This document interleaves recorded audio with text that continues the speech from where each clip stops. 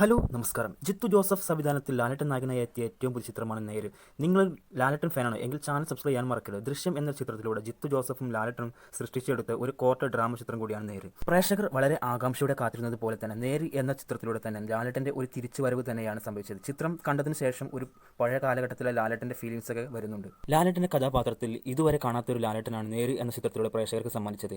ചിത്രത്തിൽ തന്റെ ഒരു വിശ്വാസം നഷ്ടപ്പെടുത്താൻ ഈ ഒരു ജോലിക്ക് ഒരിക്കൽ ഫിറ്റല്ലെന്ന് വിശ്വസിച്ച് ഒരു ഭാഗത്തേക്ക് ഒതുങ്ങിക്കൂടി കഴിയുന്ന വിജയമോഹനിൽ നിന്നും സത്യം തെളിയിക്കാനായി സാധ്യമായ എല്ലാ വഴികളിലൂടെയും സഞ്ചരിക്കുന്ന ഒരു മിടുക്കനായ ഒരു ക്യാരക്ടറിലൂടെയാണ് ലാലേട്ടൻ അങ്ങ് കത്തിക്കയറുകയാണ്. ചിത്രത്തിൽ സാറ എന്ന പെൺകുട്ടിയെ ഒരു ചെറുപ്പക്കാരൻ റേപ്പ് ചെയ്യുകയാണ്. ദൃക്സാക്ഷികളൊന്നും ഇല്ലാതെ ആ കേസ് പ്രതികളിലേക്ക് നയിക്കുന്നത്.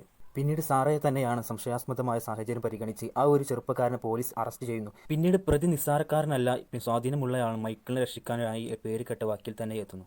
അങ്ങനെ സാറയുടെ കേസ് ആര് ഏറ്റെടുക്കുമെന്ന ചോദ്യചിഹ്നമാവുന്നിടത്തേക്കാണ് അഡ്വക്കേറ്റ് വിജയമോഹൻ എത്തുന്നത്. നീതി തേടിയുള്ള സാറയുടെ അഡ്വക്കേറ്റ് വിജയമോഹന്റെയും ശ്രമകരമായ യാത്രയുടെ കഥയാണ് ചിത്രത്തിലൂടെ പ്രേക്ഷകരുടെ മുന്നിലേക്ക് എത്തുന്നത്. ലാലേട്ടന്റെ ആ ഒരു പെർഫോമൻസ് സിനിമ കാണുമ്പോൾ തന്നെ നല്ല അടിപൊളിയായിട്ടുണ്ട്. അനശ്വര രാജ് സാറ എന്ന് പറയുന്ന ബ്ലൈൻഡ് ആയിട്ടുള്ള ആ ഒരു ക്യാരക്ടറിനെ കുറിച്ച് നല്ലൊരു എക്സ്പ്രഷൻ തന്നെ എല്ലാം തന്നെ നല്ല രീതിയിൽ ഫീലും ചെയ്യുന്നുണ്ട്.